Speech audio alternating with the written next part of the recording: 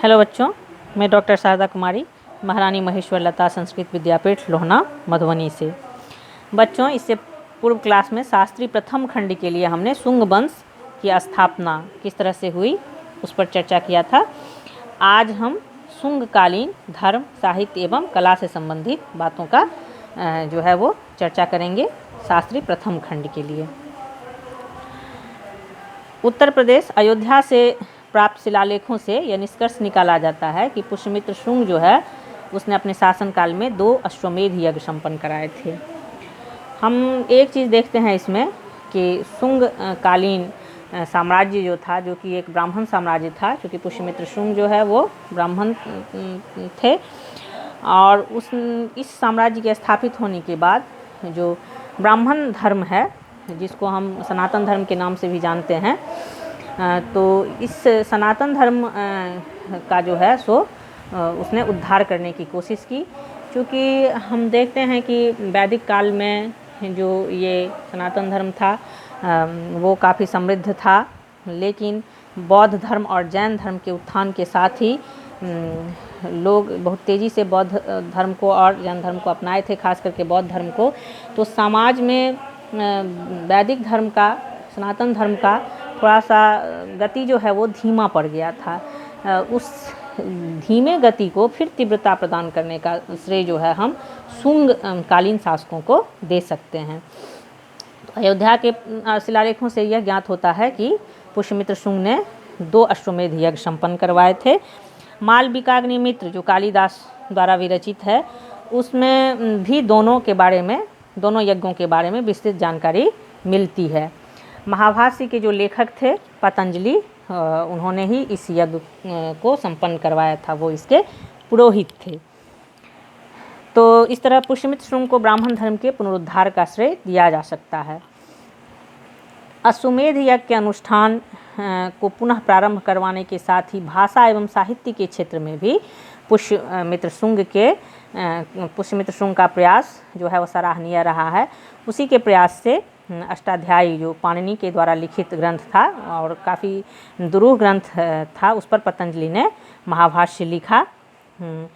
मनु ने मनुस्मृति लिखी एवं कुछ विद्वानों के अनुसार महाभारत के शांति एवं अश्वमेध पर्व जो है का विस्तार भी इसी काल में हुआ था।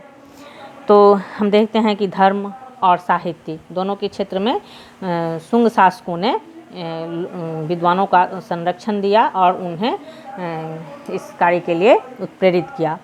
स्थापत्य कला के क्षेत्र में भी इस काल ने एक आदर्श स्थापित किया, और शुंगों के समय जो है बौद्ध स्तूपों में लगे लकड़ियों के खिड़कियों, जंगलों को पत्थरों से बदले गए तथा एक भव्य पत्थर के द्वार का निर्माण किया गया। भरहूत बौद्ध स्तूप में लगे हुए जो खिड़की थे, जो जिसको जंगला भी कहा जाता है, उसको निश्चित रूप से शुंगों का स्थान जो है इसने इतिहास में अमर किया। जो भरहूत बौद्ध स्तूप में जो जंगले लगवाए गए।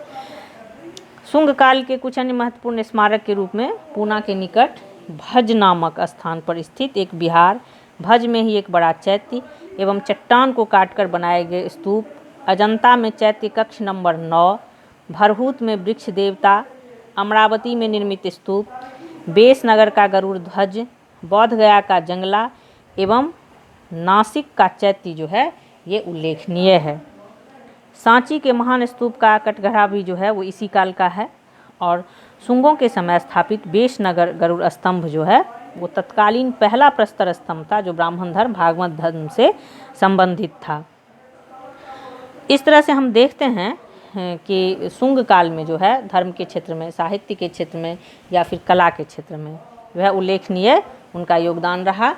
हालांकि शुंगों पे जो है वो बौद्ध धर्म को मिटाने का आरोप लगता है। कुछ इतिहासकारों ने जो है शुंगों को बौद्ध धर्म को जो है वो विनाश करने का जो है सो उस पर आरोप लगते रहे हैं।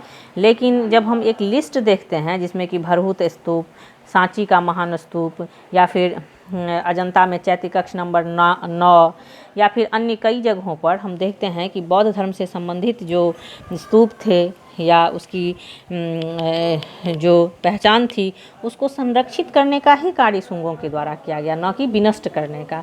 तो हम इस बात से सहमति नहीं रखते हैं कि शुंगों ने बौद्ध धर्म को विनाश के कगार पे पहुंचाया या उसको क्षति पहुंचाई, बल्कि शुंगों ने ब्राह्मण धर्म का तो पुनरुद्धार किया ही, साथ उसने